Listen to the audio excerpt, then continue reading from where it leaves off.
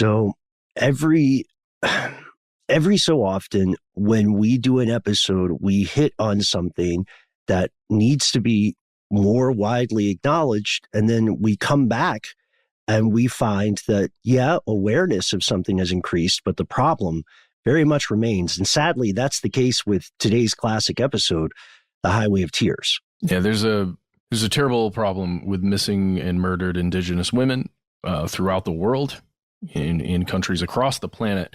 But specifically today, we're going to focus in on Canada and what's going on the Canadian highway. This is a tough episode, but I am glad that we were able to be joined by Scott Benjamin of CarStuff to tackle this topic. Oh, yeah. Yeah. Scott is an old dear friend of ours, and he has an encyclopedic knowledge of two things: cars and crime. And this is like the perfect fusion of both of those things. And I think we'll all benefit from Scott's expertise in these departments. So give a listen. Trigger warning, there is discussion of sexual violence and assault. From UFOs to ghosts and government cover-ups, history is riddled with unexplained events. You can turn back now or learn the stuff they don't want you to know.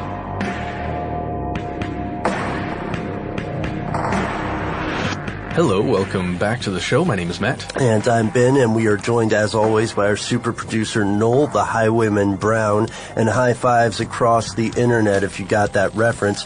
But today, Matt, we're also joined by a special guest, a good friend of the shows, and a good friend of you and I both outside of this whole stuff they want you to know thing. Ladies and gentlemen, I present to you Mr. Scott Benjamin. Oh, thank you very much, guys. I appreciate the offer to be here on your show today. Oh, yeah, we appreciate it even more. But let's not get in a contest about appreciation here, Scott, because I am thrilled to have you on our show. Now, longtime listeners, you may know that Scott and I work together on a different show called CarStuff. And if you watch our Stuff They Don't Want You to Know videos, then there's a chance that you caught Scott on his first appearance with Stuff They Don't Want You to Know, which was a video podcast. Yeah, a very general episode about car conspiracies. Mm-hmm. Just all the car conspiracies. Feels like that was a long time ago, doesn't it? I think it was, man. It was, yeah. Do you remember what we were looking at, like pavement conspiracies? Oh, I can't. Oh, it was the water car, I believe. The water-powered car. Sure. Which you can check out our audio and our video for more information on that. But today, Scott, we asked you over to do the audio component of a video that we also recently made. A lot of folks might not know this, but we're pretty big true crime fans, like all four of us, actually. So Noel, Matt, Scott, and myself. And we were looking into a listener suggestion that we've received from several people, including Jimmy C on Twitter, which was The Highway of Tears. And Scott, when we started looking into this, we knew we had to get you on board, if at all possible. Oh, well, I felt like it was a right fit, too, because I have an interest in the case. I have not read anything prior to when you mentioned it to me, but I've been digging into this deeply for the last few weeks. The interstate system and police, functions, and I'm fascinated by the whole case. I really am, and I can't wait to even get even more information about this, even after this podcast. So, right, always we have listeners who will no doubt be writing into us and giving us even more little tidbits that we will not cover in this episode. Oh, especially sure. Canadian listeners. Mm-hmm. Well, let's start at the beginning, as the Mad Hatter said to Alice. I think it was the Mad Hatter. What is the Highway of Tears? Well, the Highway of Tears is about a 450-mile section of Highway 16 that runs between Prince George and Prince Rupert, and it's in British Columbia, Canada. Of course, that's like the northern part, I guess, of British Columbia. Right, Yellowhead Highway 16. For everybody else outside of Myanmar, Namibia, and the U.S., that's 724 kilometers. Oh, very good, Ben. That's nice. And this stretch of highway, it passes through a lot of what are called First Nation communities along this highway. So these are Aboriginal peoples who live on the land there. Mm-hmm. Yeah, about a dozen small communities. And here's the thing, Matt. You may get a picture of this in your head if you haven't heard of the Highway of Tears before. And that picture, if you close your eyes and you imagine this, if you're seeing a place that is very rural, you are correct. there's not much in the way of public transit, right? There aren't any bus systems. There's not a train.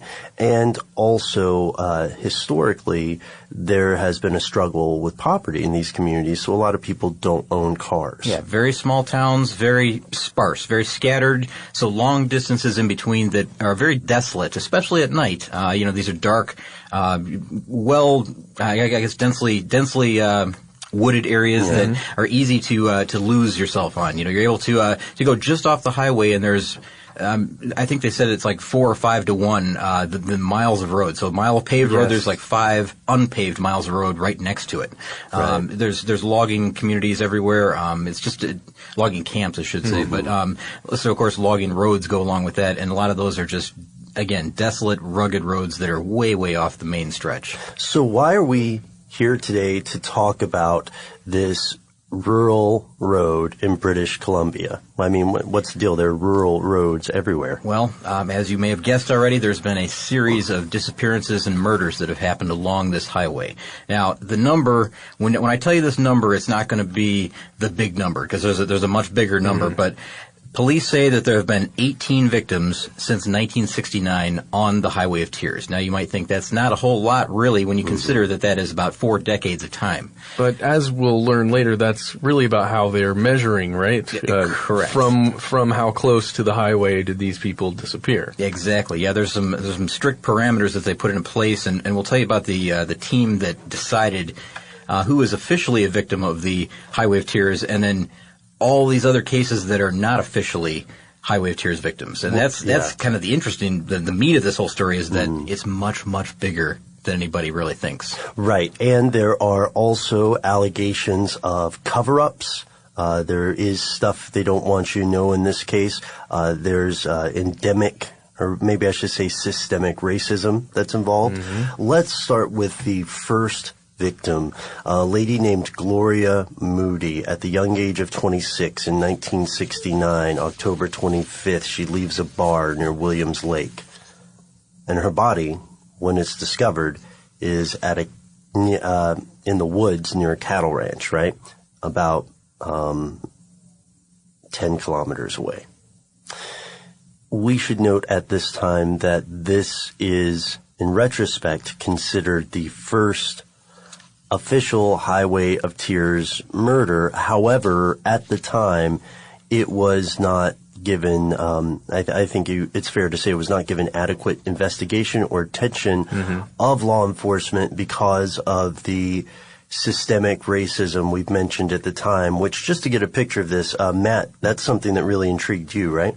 Yes, systemic racism against the Aboriginal people, in some ways by the Canadian government, because there are these boarding schools called residential schools that children anywhere from ages 7 to 15, I believe it was, would be sometimes taken away from their family by force, sent to these residential schools where they would be, I think the quote, at least from this documentary that we watched called The Highway of Tears, where they would kill the Indian inside of them. So they would deprive them from the culture of their family, from the culture of their people, and, they wouldn't allow them to dress certain ways, and they kind of just devalued that part, right, to try and assimilate them into the community. And this is a school that operated for something like 150 years. Right. So you've got generations of students going through this school, and I say students loosely. It's kids going through this that are being isolated from their family, being isolated from their culture, not really knowing who they are as they grow up. Right. And how does this tie into the Highway of Tears? Well, because the vast majority of victims up until, I think, 2002 is the date that was cited. I know we're jumping a little ahead there, but most of them were Aboriginal women who were going missing. Sure, yeah. And the reason is that you find that a lot of these women are unable to afford vehicles. And it comes back to public transportation and the need to get between those remote villages or those remote towns that we talked about on this highway, because that's the connecting point. And it's too far to walk in a reasonable distance. You don't have a car, so you have one solution, right, guys? Well, Well, two solutions. There's one that's not so great. Greyhound Bus operates a line on Highway 16, but it's infrequent and it doesn't run as often as they would like. And you have to be near a hub, right? Yeah, they would like shuttles or something like that, but that's not the case. So Ben, the other option is the one you're talking about. Right. Which is what? Hitchhiking. And we actually did on CarStuff we call them mystery shows. We did one recently on hitchhiking that led to some unexpectedly moral or profound discussions of morality. It was a bit of an uncomfortable podcast to do, really. Yeah. Was it? Yeah, it sort of was because of, the moral issues. I mean, you want to say I'll help anybody that's in need and, no problem, but you've got that little bit of fear that still lives within you. That you've been told all your life, don't pick up hitchhikers, don't pick up that guy on the side of the road on the rainy night, as you're driving past him. Sure. But then again, you just saw a car that was broken down half a mile behind, and that guy's probably coming from there. But Should it's you help still him a out? gamble. I Yeah. mean, unless you've got some kind of segregated car, like a police cruiser or something, where they can't access your cabin. But we're on the other side of this, though. We're talking about the ones in danger are the ones that are the walkers, the ones that are trying to get from town to town, trying to see friends, trying to get to college campuses. A lot of times these victims will be portrayed as high risk victims. They'll say that of course the hitchhiking is high risk, but they will also say that I kind of lump in with that some of these are maybe runaway teens. Some of them are. They might use the word prostitutes. That's not the case with every one of these, clearly. But I'm not saying that might not be the case with some of them. There's also, the possibility that it's just people that have been somehow socially marginalized, people that are homeless. And I know in those communities it's probably very rare to actually have a homeless person, but it's a possibility as well. And that happens here in the United States too. And we're going to tie all this together later. Yeah, we are. We are because, so first murder, 1969. Murders are continuing, disappearances, I guess, if we want to split some hairs about it. And these are not getting any national attention. They're not getting any real regional attention. So how many decades? 1969, 79, 89, 99. It is not until 2002 when a young lady named Nicole Hoare, Hoar, goes missing.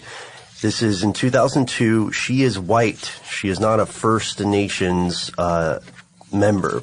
So this was the first Highway of Tears cases to be covered in the papers of the time, like Edmonton Journal, Vancouver Sun, Globe and Mail.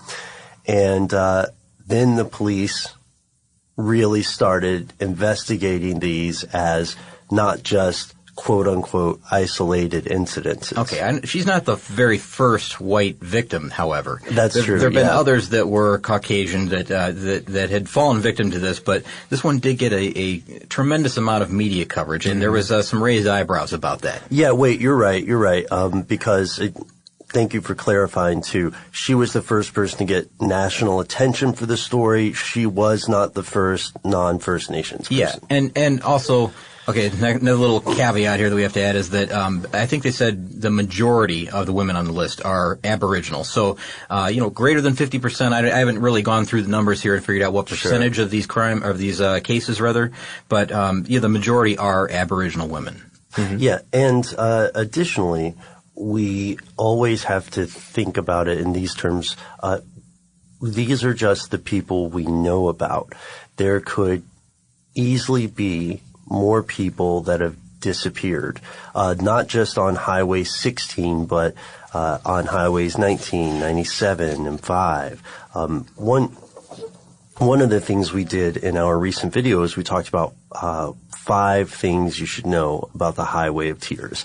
And that was number 1 on our list. We don't know how many people have been killed.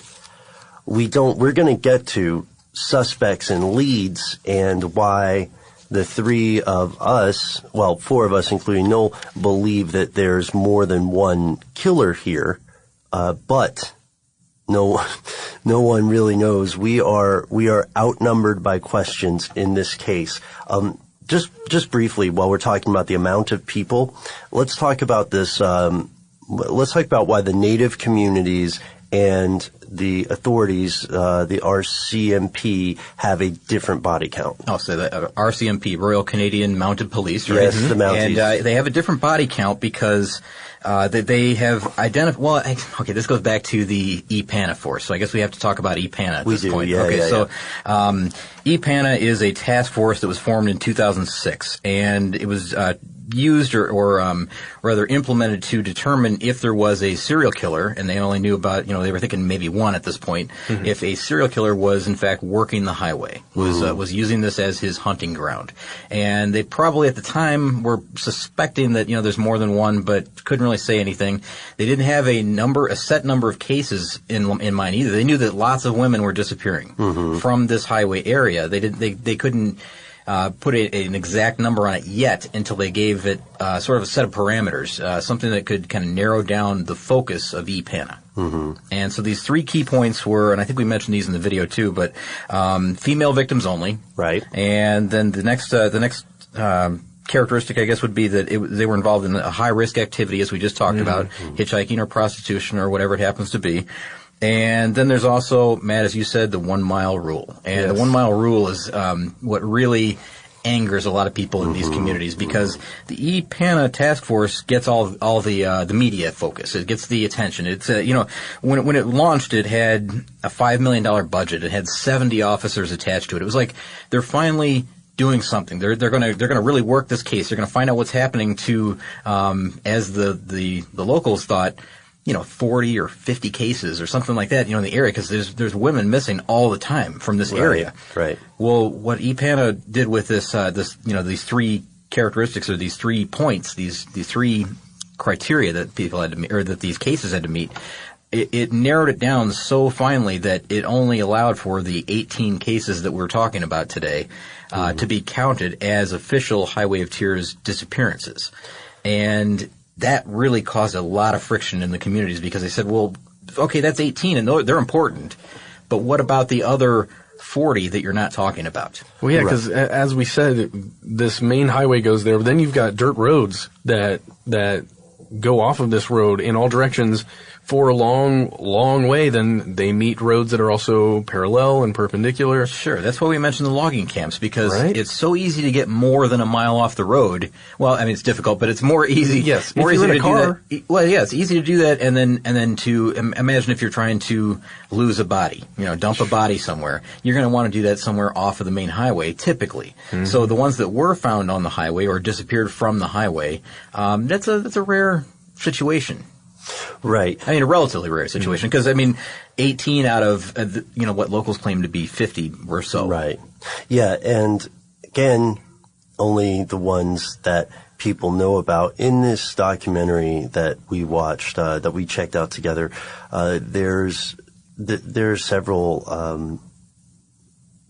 just horrifying moments where you'll see someone in one of the communities along Highway 16 say, my sister disappeared or was murdered, and her body wasn't found in the right place, or the authorities just didn't treat it as related. And that has to be so maddening. Oh, right. Yeah. And I understand that, a category for someone posthumously is not going to change the fact that they are dead, but it does affect this investigation, because, ladies and gentlemen, even now, this string of murders that starts in 1969, I think maybe beforehand too, whatever this is, something about Highway 16 has become kind of like a lake in a savanna where predators flock. And so from 1969, or whenever it actually begins, all the way to the present day, of these 18 cases, how many are solved? Just one.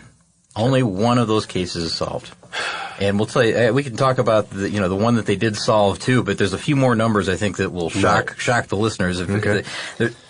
5 of those 18 cases are still officially listed as missing cases. There's no body that has been found yet. So, even though they're one of the official 18 E-Pana cases, again, 5 of them are still considered as missing. And those missing dates go back to 1983. So anyone between 1969 that went missing and 1983 had been found. The missing ones begin around 1983 up till about 2005. Boy, there's a lot. Just the amount of information that this case, or these cases rather, has generated is enormous. I mean, it fills a warehouse for the RCMP. They have something like 750 boxes of evidence just for those 18 cases that we're talking about. So they really are digging into this and getting a lot of leads, a lot of information, a lot of interviews, gathering evidence, whatever they can. It's not that they're not trying. It's just that it's such a difficult thing to do because, I mean, again, we said it's 450 miles of territory. Right. It is, just this densely wooded forest area. I mean, on either side of the road, it's desolate areas. It's dark. It's damp. It's of course it snows. There's a lot going against them in this case. There's deep lakes that are just off the road. It's just the terrain doesn't lend itself to finding someone easily when they do go missing. Right.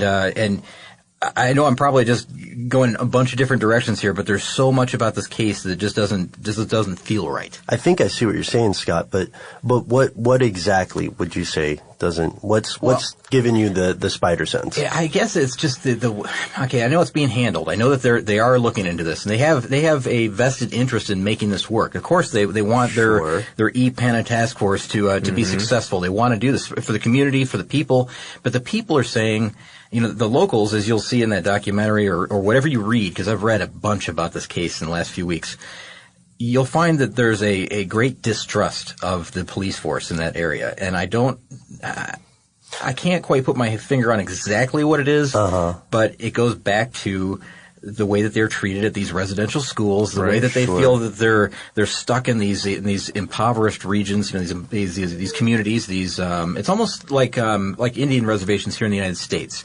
It's almost like it's an island upon itself. Each little community is like that. Now, yeah, and additionally, now this is a very touchy subject, but because we don't know how many killers are working in this area or how many killers use it as a hunting ground, it's also possible that someone in authority could have committed or been involved with the commitment of some of these murders and disappearances. And when I say that, at this point, folks, I say that purely on the hypothetical side of the question or the concept. I don't have, and I don't think any of us have found any proof that there's anything other than, a history of negligence at worst on law enforcement side in the past few decades. There's never been somebody caught as a member of the mounted police or anything.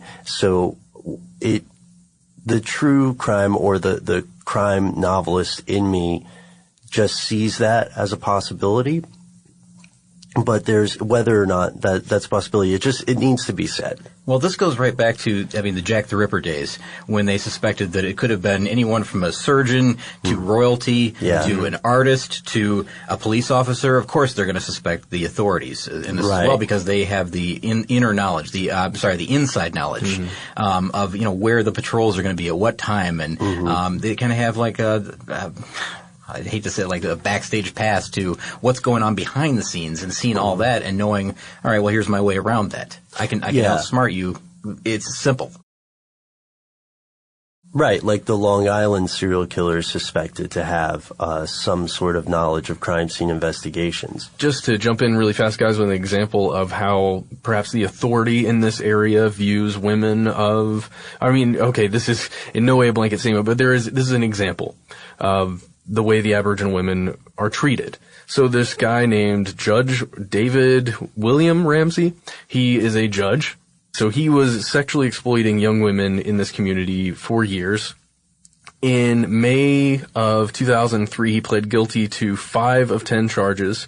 He was convicted of 1 count of breach of trust, 1 count of sexual assault, causing bodily harm, and 3 counts of buying sex from a child. That is a bad dude. And he's sitting on the a bench. He is the guy, the authority, and he was dealing with women who were of that age. The way he got caught was he was going to see a young woman about a custody case with her child, and she recognized that this is the guy who was trying to force himself upon her in a car and then beat her, and she recognized him and ran out of the court. Now, I just want to be clear, I'm not saying that I'm not trying to implicate this man, Judge Ramsey, in these cases of disappearance. I'm just making a point about how these women were maybe seen by some people in the authority. Yeah, good point. And there's a few bad apples there, I guess, in the local law enforcement. You can certainly, that's what you hope. Right? Yeah, just a few. Just a few. I hope you get rid of them quick. All right. So there's stuff like that going on. There's a lot happening all around this case all these little bits and pieces that we're telling you about, they all tie in together, with the original 18 cases and plus the others that we, haven't really discussed or we can't really discuss because we don't know the details. Those have unfortunately kind of been lost to time almost, really. Yeah. I mean, if they're not on the official E-Pana list, they're not getting the attention that these cases are, which, I'll be honest, it doesn't look like even these are getting a lot because there have been budget cuts at the E-Pana office. I think I said that they had a $5 million budget back in 2006 when they first were formed, or late 2005, I believe. That has been cut in the 2012 to 2013 year. It was cut down to something like $1.8 million, so a significant cut in their funding. And they went down from 70 officers working these cases, they went down to 12 officers working these cases with support staff. So a much, much smaller task force with the same amount of cases, really, because, we said that there was one arrest made in this whole thing. So that leaves us with 17 cases unsolved. We know of a few people that were involved in this. Now, the one arrest, I guess maybe we should talk about him. Yeah, because these could be serial, right? So this one arrest could be, at least tied to the other ones. Well, yeah, it could be tied to the other ones. Now, they do know that he is tied to 2 murders, this person I'm going to talk about. Now, the arrest that was made is a guy named Gary Taylor Handlin, and he was age 67, or he is age 67. He was arrested for the murder of Monica Jack, who was only 12 years old. That's horrific. Back in 1978.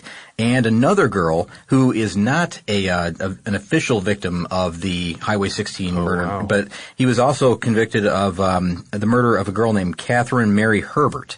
And again, not an official Highway of Tears case, but that doesn't mean anything. And see, that shows you that somebody that can be involved in a murder that happens on that, they can be related, I guess. Right. They could commit one murder that is an official one and one that's not, or 10 others that are not. That's just the way this is going. So, how was he, finally arrested? I think there was new DNA analysis that was finally available because in 1978 it just wasn't there. Right. So this is all the way in 2014, right? 2014, yeah. And so 2014, that's not long ago. And E-Pana has been around since 2006. Now, that's not the very first break in the case, however. Right. There was one other break that came earlier on, and this is maybe a bigger lead. Now, bigger, of course, we, solve 1 or 2 murders here. Fantastic. That's great work. That's the only officially solved case on the whole list of 18, but there's another guy that gets involved here in 2012, and again, this is the first break, so it's like 6 years after the task force was assigned. They finally matched DNA from an American serial killer. His name is Bobby Jack Fowler. They found DNA on the body of Colleen McMillan, who was murdered in 1974. So they hung on to DNA evidence from 1974. They didn't know they were hanging on to DNA evidence. Sure. They had evidence. They didn't know what they could do with it. But in 2012, they were finally able to match it up using, the systems where they can input, the information that automatically matches, it ties DNA up. database. Exactly right. We can talk about those too, because I think it may be the VICAP system that we're talking about for the match here. I think you're right. I think that's the one. And that's not the only murder he's suspected in. No. There's others that he. We talked about this too off air, Ben. It gets a little bit complicated because this Bobby Jack Fowler guy, he's a bad dude. Yeah, really bad dude. He is at the time when that break came, he had been dead for 6 years. So we said that, you're thinking, well, why haven't these cases also been solved? So we're chipping away at the caseload here. Right. They're not officially solved because no one was ever tried for the murder. It's like it was an unsolved murder. They can put it to rest and say we know who did this one, and this one. Mm-hmm.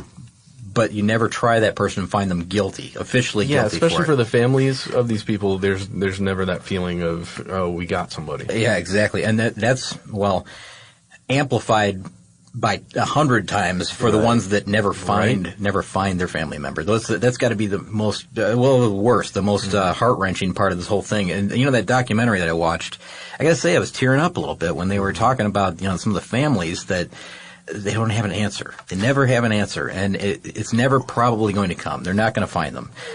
So I know it's a dismal way to look at it, but it's not very likely at this point. So this Bobby Jack Fowler guy, can we talk about him just for a few minutes? Is that all right? He was traveling, worked mainly in construction, known throughout the land for being an absolute horrible person. Yeah, I mean, the way to describe him is he's an American rapist and serial killer. Right. Well, alleged serial killer, because he didn't really do time for the serial killing. Yeah, he traveled all across North America, Florida, Louisiana, Texas, British Columbia.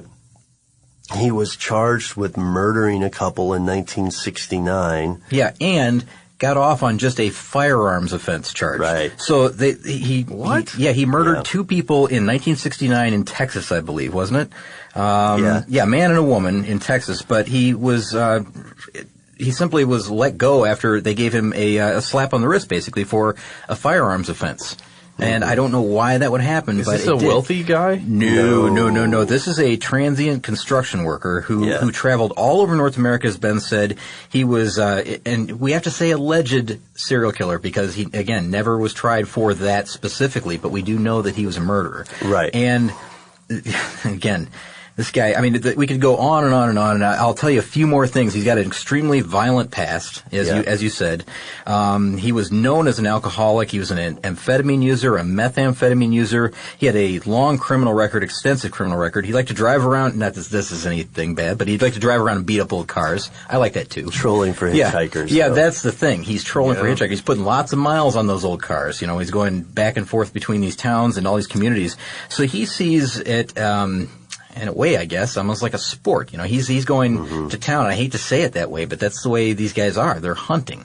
Right. And he's going from town to town, and he can get away with that because of the lifestyle that he's lived his entire life. Going into bars and motels. Things start to fall apart for Fowler in the mid-1990s. In 1995, he's arrested in Newport, Oregon, because a woman that he was trying to tie up, rape, and kill jumps out of the motel window. There's a rope that's tied to her ankle. She survives. She thankfully gets to the police. And that leads to a 1996 conviction of kidnapping, attempted rape, sexual abuse, coercion, assault, and menacing, which I did not know you could get arrested for. Menacing, sure. Yeah, he's definitely a menacing character. So all this is happening, right? He's got all this in his background, his past, and of course they find him in a very unusual situation with this woman who's jumped out of a second-story window. Clearly something devious is going on there at that point. Right. She's scared. They get a DNA sample from him at this point because now he's captured. He's in the system, I guess. Yeah. So he's captured, and he was in there. When did you say, Ben? Was it June of 1995, I believe? Mm-hmm. So he's in prison of June of 1995, and there are more murders that happen on the Highway of Tears after June of 1995 when he is in prison already. Right. Now they do match his DNA with we said it was Colleen McMillan, I believe it was. Yeah, they match that from the 1974 victim. So he could have been active on that highway from 1974 all the way through 1995 when he was picked up in June of 95. Now he was in Oregon when he got picked up, so he wasn't in that area, but that's close enough, really. I mean, take a look at a map. It's not that far away. It's not that hard to extrapolate that he could have been there as late as 1995. Now, I think they've only tied him to maybe a couple of these murders. Now, two others. Yeah, there's the Colleen McMillan. Mm-hmm. That's solved. deal. That's the one solved case. Well, that's No, that's not the one. Well, that's the one that's attributed to him officially. Right. Okay. But it's not officially solved because he never was tried for it. Oh, not I see, yeah. Not like Gary Taylor. Right. Or Handlin, rather. The ones that Bobby Jack Fowler is considered a prime suspect in. That's another thing. So, of course, we know he's guilty of the Colleen McMillan. We got that, 1974. But back in 1973, there were a pair of murders. One in October, one in November. And the October murder was Gail Ways, and the November murder was Pamela Darlington. And they both, same thing. Right off the highway, both disappeared. I don't know if they were hitchhiking. Yeah, I think one was hitchhiking. Both were actually hitchhiking, trying to get to a local bar, I think it was. And again, he's a strong suspect in those. And many say, and I've heard this, there's a number here. Many say he's tied in with 3 other victims. There could be others that are, sort of, they're tentative about saying that he's involved. Then others say, no, it's more like 10. There's more like 10 in this region. Right. And this gives you a glimpse of just how bad this guy is, because they think that in the United States alone, he may have as many as 20 victims, but they never caught him for any of them. So this guy got away with it. And he lived in jail for another 10 years, I think, and then he died of lung cancer when he was 2006. 66. So, even though there's this glimmer of hope that, we know what happened, we can piece it together. We know that, in the early 1970s and possibly as late as the 1990s, he was active on this highway and involved with what's going on. We kind of know what's going on. It gives families just a little bit of closure, but not what they need for sure. And that's only one of the killers on the Highway of Tears that we know about. We're going to look at some more of the killers, the ones who have been caught in other circumstances, right? The ones who are suspected. I mean, this is like True Detective style monster, right? This is the kind of guy that you imagine when you imagine a horrible human being. I'm glad you put it that way, because that's a good visualization of this guy. Right. Take a look at his mugshot if you get a chance. Just do a Google search for Bobby Jack Fowler, and you will not be upset by what you see there. It's going to be exactly what you think he looks like. I mean, it's awful. Before we go too deep into the killer stuff, you guys, yeah, I do have one interesting, maybe a little bit less grisly trivia fact. Yes, please. We were talking, we were talking off air before when we were making the video about what E-Pana stands for. Right? Ah, yes. It's a task force, the task force investigating the Highway of Tears. E-Pana actually comes from the name of a god in Inuit mythology, which is Pana. And Pana is a god who cares for souls in the underworld. Oh, in cool. the afterlife. Whoa. All right. Very nice. Before they are reincarnated. Very nice. So there's a deep meaning behind this task force. Because I had just kind of assumed that it would be an unnecessarily long acronym. Mm-hmm. That's exactly what I thought. Maybe it's more the U.S. government that does that stuff. Car companies, we know that, Ben. Oh, and car companies car too, companies yeah. love to make up acronyms for things. So with that brief reflective moment, I guess it's time to dive back into some of the other murderers. Yeah, and we just kind of wrapped up with Bobby Jack Fowler and how he couldn't have been involved with, a specific set of murders that happened after he was in prison. Mm-hmm. And they are careful about laying that out in the cases here. When you read about the 18 that are involved, the ones that are the official cases, they make a special point to say that Fowler was apprehended for crimes in the USA in June of this year, and therefore couldn't have been involved with this murder from this point on. Right. So what they're saying is everyone up prior to this one, you never know. I mean, they're saying strong suspect in two of the, there's one that they knew he was involved in. Right. Strong suspect in the other two, but then others say, we're kind of looking at him for more than just those two. Well, one of the issues would be then tracing the timeline of that killer's travels. Yes. Which is going to be difficult given the time period there. Well, difficult given his character as well, because he's on the fringes of society. Basically untraceable. I mean, really, as close to it as you can get. So we have a couple other killers named. We mentioned Gary Taylor Hanlon. Yeah. Yep. We have some other people on the docket as well. Cody Ledjabakov. Cody Ledjabakov. If you are Canadian, then odds are you have heard of this killer. Cody Ledjabakov, operating in British Columbia, Born in 1990, this guy. He's a young guy. And I want to point this out. None of these were officially Highway of Tears murders, but it shows you that he's operating in the same area. Right, near Prince George. Yeah, 4 victims. And again, he's really close, but he's not officially involved in this whole thing. So this is the third one that we're talking about here. And then we've got that whole other set of victims that, the 4 that happened after Fowler was arrested. So that means that there's at least one more operating. So, right. so I didn't mean to derail you here right. on Cody, but what have you got about Cody? Because he's also bad at 4 murders, and he's a young guy. He's like 21 or something. Yeah, and he was convicted on 4 counts of first-degree murder almost a year ago today, September 11th, 2014. He maintains his innocence and said that he was involved with the murders, but that a drug dealer and 2 of the drug dealer's friends were the actual murderers. And these kind of fanciful tales are often spun in courtrooms by the disturbed. Is this the guy that they actually they saw him pulling off of a logging road in his truck? Right. The officer pulled him over, asked him about, I don't know if it was like an equipment violation or something. Mm-hmm. Something was wrong. He knew he shouldn't have been there. So he talked to him.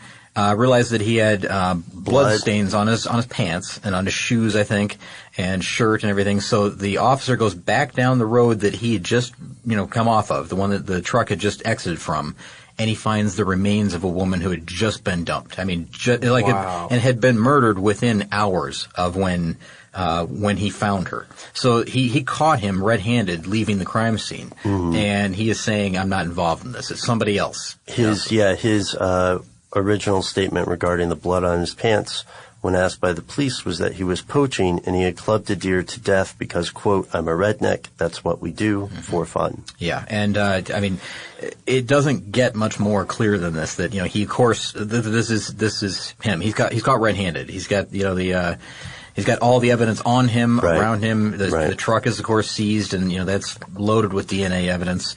It's definitely him in this case. Now, there are 4 women, and I think the oldest one was like 35 years old, which is a bit out of the ordinary for this for Highway of Tears. Yeah, because at this point the ages range from 12 to 33. So this would have been the oldest person on the list had they been included in the official Highway of Tears list, but they're not. These 4 are a separate issue. And this goes to something else. I want to make a note here about the allegations of cover-up, because I neglected to mention this earlier. There has been an actual cover-up in that the Ministry of Transport deleted emails regarding the case. That report comes from an employee there, Tim Duncan. And Tim Duncan said that an aide deleted or an assistant, deleted the emails. So when you hear people talk about a cover-up, that's what they're talking about. It's alleged to be about a dozen emails about meetings with 80 First Nation leaders along the Highway of Tears. And one of the community leaders about this, Carrier Sakani Tribal Counselor Mavis Erickson, she says this is part of a continual cover-up, that the emails are kind of a tip of an iceberg thing, because she did not hear about the meetings at all in any shape or form. And she says, I'm going to read this quote, "There's a cover-up going on, and I think this just shows more of that fear that we have, that things are going on and the government wants this whole story to go away. It's been going on for years, and so the destruction of these alleged emails is just more of the same." Ben, what was the official's name again? The one that supposedly deleted the emails? Tim Duncan is the one who reported it. He was an executive assistant. He said he was told to delete emails requested under the Freedom of Information Act. Okay, now, isn't there something a little bit janky about this as well, where he handed the keyboard over to somebody else to actually officially delete the emails, so that and he that can, person's unidentified, with clear conscience, say, "I never deleted those emails." Wow. Right. Although it was under direct request of. Right. And you can't say, but you can say and pass a test that says, I didn't officially delete those emails. And if any, I don't know, that letter versus the spirit of the law kind of stuff is pretty sticky. Yeah. But while we're mentioning that note, we should also say that we're not sure why this cover-up has occurred. We're not sure why those emails are deleted, other than, often in politics, it's not some grand, overarching plot so much as it is a bunch of people trying to look better for promotions. Well, sure. And, this ties back into, I'll call it conspiracy, but it's not, I don't know if it's really a conspiracy or not. People believe it is, that they're just not paying as much attention to these cases because of the people that are involved in it. They're saying, because it's Aboriginal women, because it's First Nation women, it's not as important as if the Canadian citizens, the Caucasian Canadian citizens, not the First Nation people, were being murdered at the same rate. If that was happening, you bet there would be extra law enforcement here to take care of this matter. They would be here, in spades, trying to make sure that they got this taken care of and wrapped up quick. I can imagine if the murders were taking place on a highway between, let's say, Vancouver and somewhere else, and the demographics were very different of these victims. Yeah, I can see how it would be seen as a bigger problem, given a lot more attention. Mm-hmm. And so maybe this is what makes the area attractive to predators. But the fifth and final point that we mentioned in our podcast, or in our video earlier, is this, and this is what I want to explore toward the end of our show today. It's not just Highway 16. It's not just Highway 5 or Highway 97 or any other Canadian highway, because it's not just Canada.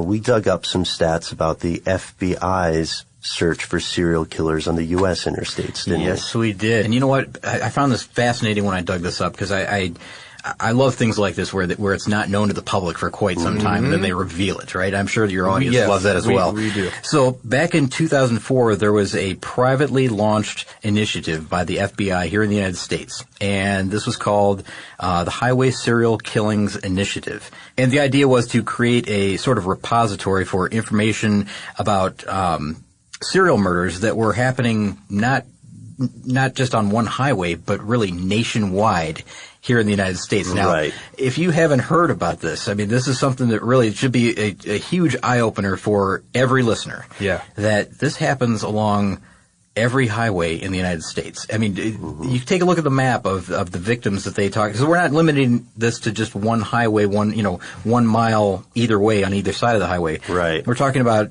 people that were last seen on or were dumped on the U.S. interstate system. And you can do the same thing for Canada. You can do the same thing for Germany. You can do the same thing in Africa. You can do the same thing wherever. It doesn't matter. This happens worldwide.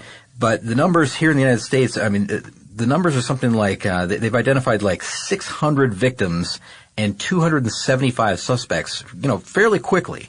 Right. That was in the first 5 years of this initiative happening, like with the first 5 years of operation. And that is when they finally went public. They announced in 2009 that they had this initiative. They said, here's what we found. It's terrifying, but you need to know about this. Right. We're tracing some leads. Yeah, they found this first. The initial inspiration for this came when the Oklahoma State Bureau of Investigation and the Grapevine, Texas Police Department started working together as they recognized a pattern of prostitutes that were found murdered along the I-40 corridor in the South and the Midwest. So they started saying, let's profile. Yeah. Who could this be? And the answer was clearly a long-haul trucker. Yeah, well, there's several that they've already caught. They've arrested a few. They made a few arrests. And this is what's interesting, is they found a couple of truckers working together, like as a serial killer team on the highways, which is terrifying. But one that stands out, I guess, would be Robert Ben Rhodes. And Robert Ben Rhodes is, again, another character along the lines of Fowler as far as just how awful of a human being this person is. He's a long-haul trucker from Houston, Texas, and he spent 15 years torturing and killing women in the cab of his truck as he traveled across the United States. So this is a huge, huge problem. I mean, for many, many reasons. But so this is like just a small fraction of what's happening Well, worldwide, of course, but also on the Highway of Tears. And you can take that, you can extrapolate that to what's happening on highways across the United States and all across Canada. The numbers are enormous. I think there's something like 1,200 missing or murdered Aboriginal women across Canada from I think it's mid-1980 up until 2012 or something like that. It's a big number. Mm-hmm. Here we've accounted for, with the FBI task force, something like 600. I think there's got to be more than that. I'm sure that there are. But the problem, these long haul truck drivers like Robert Ben Rhodes, and there's another one. His name is Bruce Mendenhall, who was an Illinois trucker. He was I think he's finally busted after he murdered a 25-year-old truck stop prostitute in Tennessee, and police found a sack of bloody clothing in his truck cab. At the time he had just committed this murder. Later, they found blood from 5 additional women in the same cab of that truck. So that means that that's 6 victims for him. Rhodes, I don't remember exactly off the top of my head, but DNA evidence in his truck accounted to led to many of these missing victims. It's a huge problem for law enforcement because it's like a mobile crime scene. They're comfortable in the cab of their truck. That's their comfort zone. Their I guess. lair. Yeah, exactly right. And I read somewhere, I think it was a guy named Jack Levin. He's an author of a book called Mass Murder: America's Growing Menace, way back in 1985, and it's basically not the first, but one of the first books about serial killers that was widely published, widely read, and he kind of laid down some groundwork or not ground rules, but definitions. Elements of what a highway killer might operate like or might be like. And he said that, they tend to stick to established comfort zones. This is serial killers in general, but these guys, their comfort zone is the cab of their truck. Right. And I think that's what's happening on the Highway of Tears as well. But the comfort zone is right there, and they stop at a truck stop, they pick up a prostitute, with the promise to take her to the next town as well. Sure. She gets in, and that's the last anybody ever sees of her. Or just hitchhikers, because Rhodes would pick up couples, immediately kill the male, and keep the female. Yeah, see, devious, but it's awful what happens, but then they drive them into another jurisdiction, which could be 100 miles away, could be 500 miles away, and dump the body, and then they see it as somebody that is possibly just a transient, because we have no recognition who this is. We don't have any kind of prints on file. We don't know anything about this victim. So that's the problem, is that with such great distance between all these cases happening, the disappearance and then the actual the turning up of the body.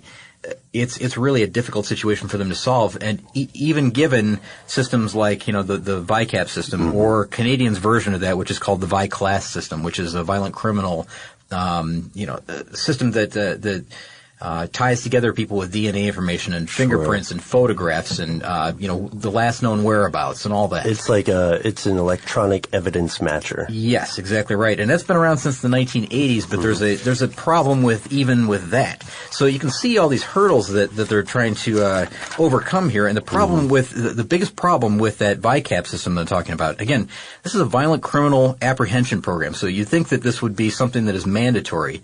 It's not mandatory. For law enforcement. For law enforcement in a situation where there's a murder. Now, so this goes back to the 1980s again. They're trying to find patterns of, these complex multi-jurisdictional murders. So you think that, this would be a super effective tool, and it can be. It can be very helpful. But the problem is you have to have enforcement officers that do the due diligence to put the information in and get the system to work the way that it should, and then someone to analyze it and make sure that they're reading it correctly. Well, I see that, but I also think that part of the problem we should factor in isn't just manpower, it's ultimately expense.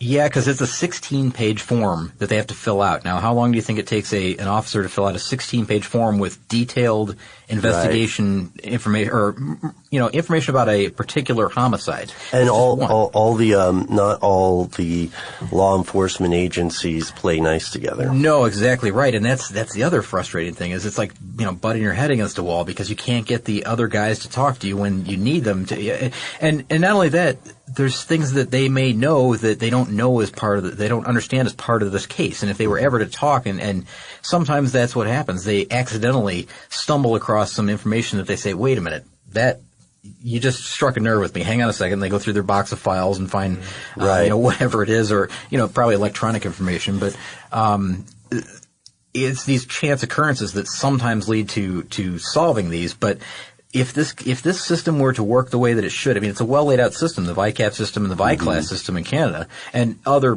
places have similar systems for violent criminals. But if they could just get it all to work together, if they could get somebody to analyze the information correctly, if they could, there's a lot of ifs in this story. But if they could do that, they might make some headway on some of these cases. So here's the worst thing for me. You have to get caught first, one time for something in order to even be in that system, right?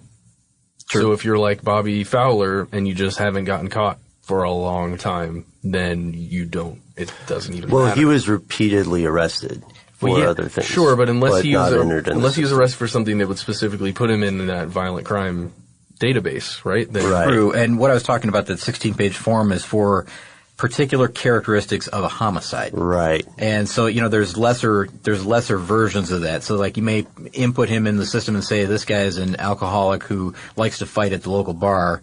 He got, busted for breaking a bottle and then stabbing somebody in the arm with it, but, I don't know what charge that would come with, but that's what he's in the system as, not necessarily as, hey, we caught this guy, he's suspected of, being a serial killer.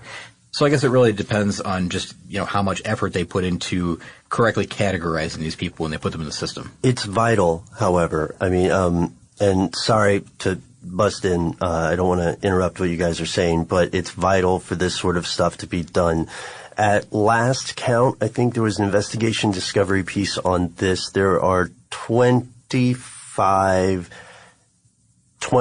former long-haul truckers currently in prison for serial murder. Wow.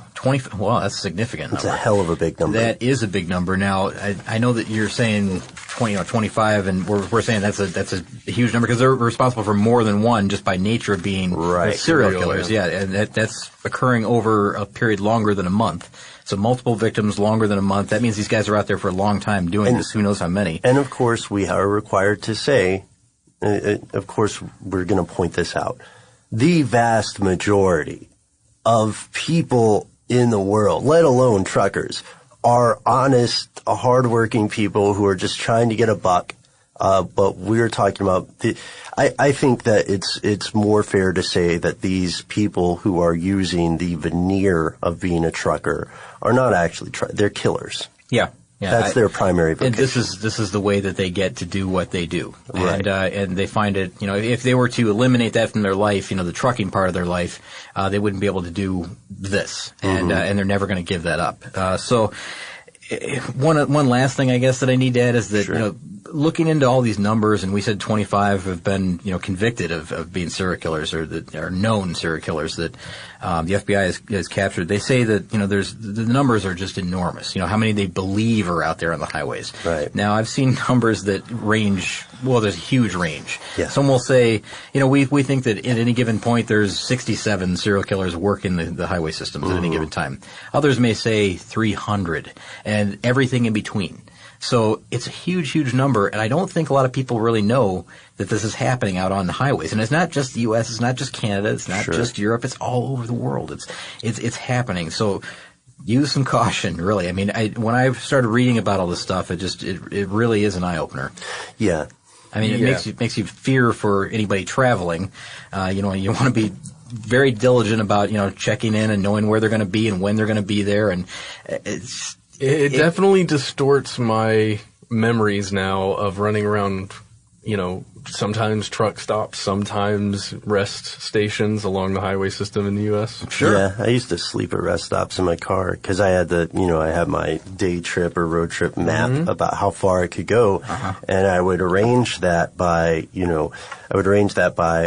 where I could stop at a park or at a rest stop. And we haven't even talked about disappearances in national parks, which may be a podcast for another day. But the truth of the matter, listeners, is that there exists more than one level of a culture. The U.S., the world that most of us know if we live here, is more like the top layer of an onion. There are people who just travel from national park to national park.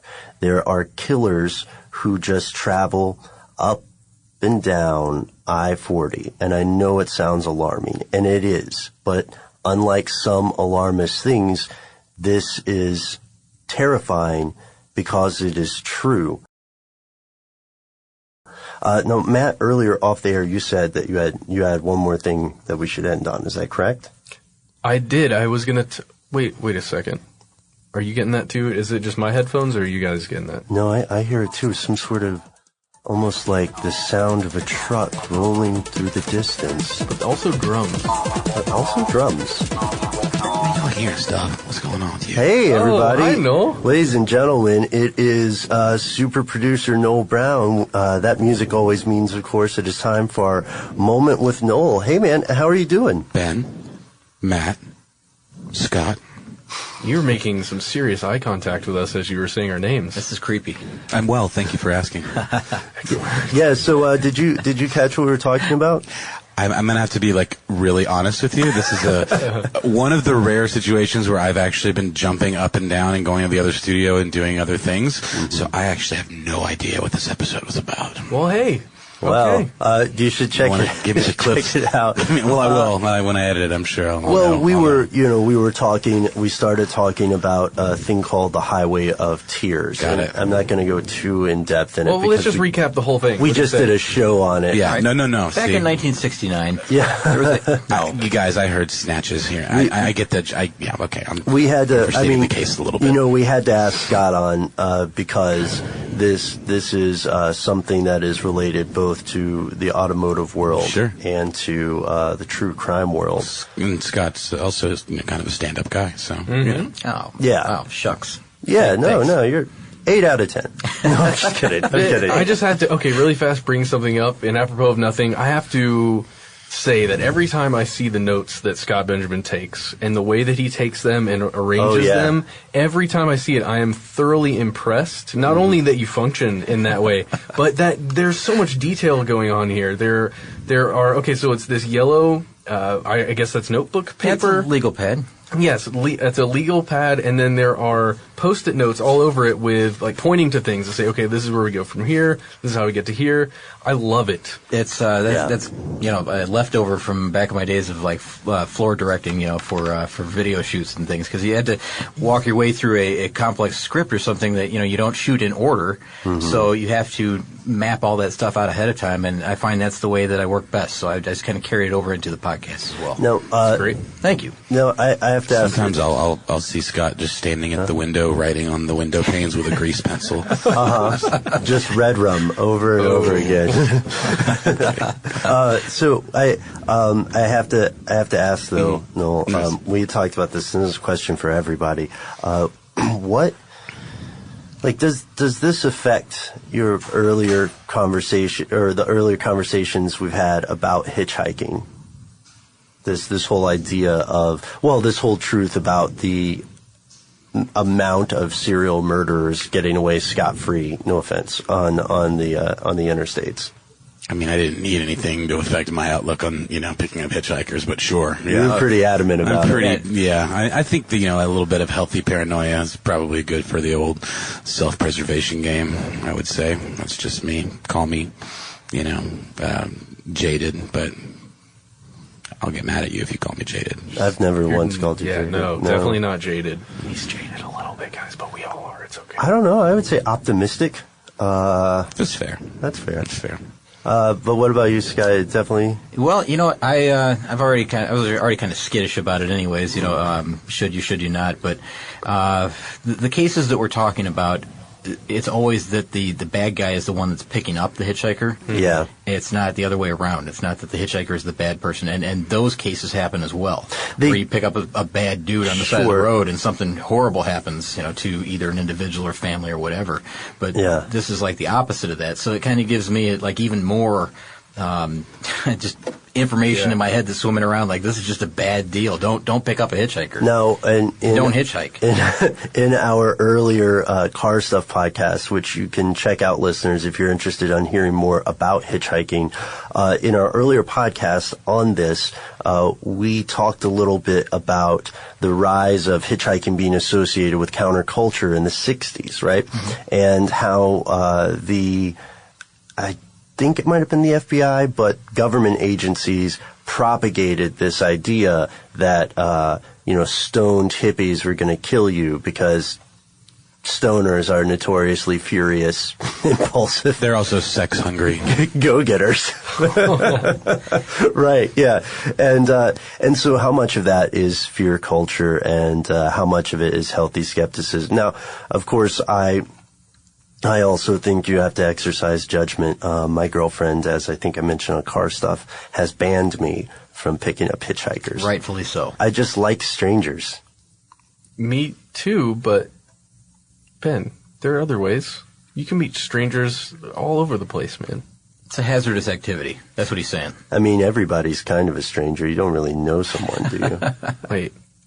I've only, seen Scott a couple of times. That's true. Oh, come on.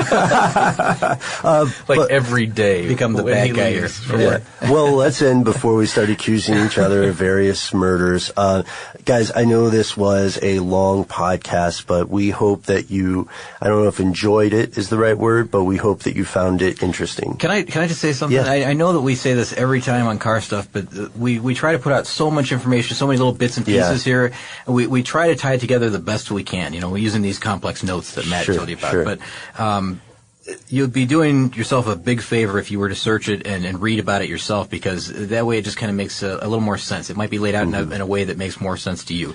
But hopefully we got to the main points and at least open your eyes to a problem that's happening and maybe even just kind of give you that little bit of, I guess maybe a little bit of fear when you're out there on the highway that, just be cautious. Be aware. Well, yeah. And awareness. I think awareness is one of the biggest issues with these things. Just if more people knew that it existed, I feel like it becomes a part of zeitgeist, and then we can actually put, if enough people care about something, it will get the presence that it needs, maybe even the funding that it needs. Sure, and fear, I shouldn't have said fear. Maybe awareness. Awareness is a much better way to say that. Okay, I feel like this is the most important point, and so I held on to this for a while, but just to be absolutely clear for everyone listening to this, whether you are involved in some way with the Highway of Tears or whether this is a story you've heard for the first time, our collective hearts go out to the victims. There are more than 18, and a bureaucratic division does not change that fact. And we hope that the law enforcement folks who are often outnumbered by problems and beset by red tape, we hope that their work pays off, because these people are busting their humps, and it's time for these families to have closure, if at all possible. Well said, Ben. Agreed. And that's the end of this classic episode. If you have any thoughts or questions about this episode, you can get into contact with us in a number of different ways. One of the best is to give us a call. Our number is 1-833-STDWYTK. If you don't want to do that, you can send us a good old-fashioned email. We are conspiracy@iHeartRadio.com. Stuff They Don't Want You to Know is a production of iHeartRadio. For more podcasts from iHeartRadio, visit the iHeartRadio app, Apple Podcasts, or wherever you listen to your favorite shows.